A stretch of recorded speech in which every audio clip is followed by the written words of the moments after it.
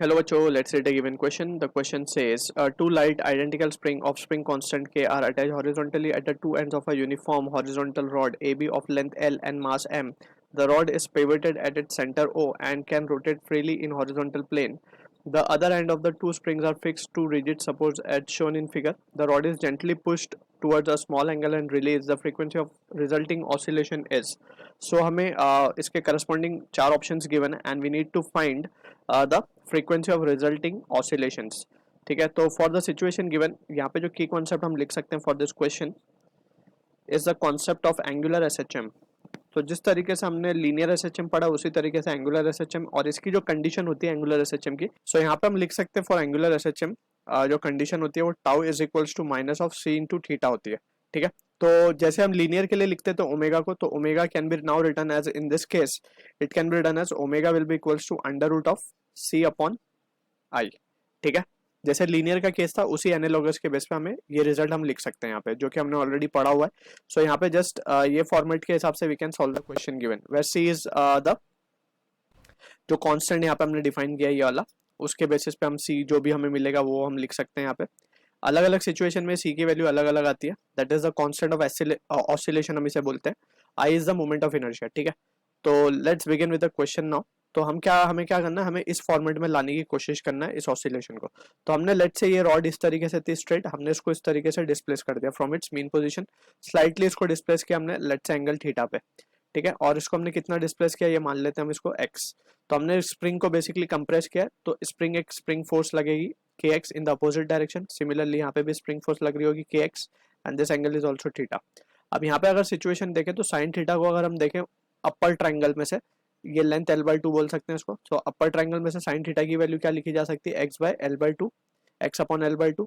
तो since theta is very small हमने इसको हल्के से स्मॉल एंगल पे पुश किया है, तो sine theta will be equal to theta, तो theta into l/2 will be equals to x.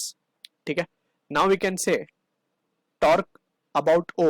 ये जो O पॉइंट है इसके अबाउट अगर हम टॉर्क देखेंगे, so due to this spring force, so क्योंकि दोनों एंटी क्लॉकवाइज सेंस में, तो सिंपली इसको हम ऐड कर देंगे. सो it will B 2kx into the perpendicular distance. Perpendicular distance will be nothing but l/2 only. ठीक है, तो यहाँ से 2 तो कैंसिल कर सकते हैं हम. k into l into x की वैल्यू हम लिख सकते हैं थीटा l/2. तो फाइनली ये रिजल्ट क्या आ जाएगा हमारे पास, k l² इंटू थीटा. ठीक है ना, तो ये टाउ की वैल्यू आ गई. अगर हम इस एक्सप्रेशन से इसको कंपेयर करें तो यहाँ पे हम देख सकते हैं इस एक्सप्रेशन में सी की वैल्यू हमें मिल चुकी है. जस्ट नेगेटिव साइन क्या इंडिकेट करता है कि जिस डायरेक्शन में हमने उसे टिल्ट किया उसके अपोजिट डायरेक्शन में टॉर्क लग रहा होगा. बस दैट्स इट. ठीक है, तो जस्ट हम मैग्नीट्यूड की अगर हम बात करेंगे तो सिंपली मैग्नीट्यूड हमें मिल चुका है. देयरफॉर वी कैन से सी की वैल्यू आ गई हमारे पास KL² अपॉन 2. सिंपल. ठीक है, तो यहाँ से अब हम ओमेगा निकाल सकते हैं. ओमेगा के बाद हम पहले ओमेगा निकाल लेते हैं. सी की वैल्यू मिली KL²/2 upon I. Moment of inertia about this point O for a rod it can be written as ml²/12. ml²/12 centre से ये वैल्यू आती है मोमेंट ऑफ इनर्शिया की. सो ये फाइनली रिजल्ट देख सकते हैं हम. इसको क्या मिलेगा, ये हमें मिलेगा k upon this can be now written as k upon 6k upon m. ठीक है ना, ये वैल्यू आ गई हमारे पास. अब हमें चाहिए क्या, फ्रीक्वेंसी चाहिए हमें. ठीक है, पहले हम टाइम पीरियड निकाल लेते हैं इससे. तो टाइम पीरियड की वैल्यू क्या आ जाएगी, t इक्वल्स टू 2π/ω होता है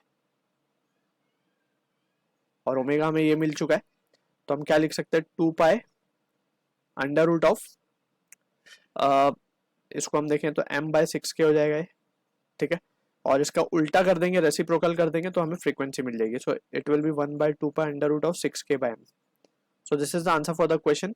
अगर हम ऑप्शंस को देखें तो C will be the answer for this. So I hope you understood the solution. All the best.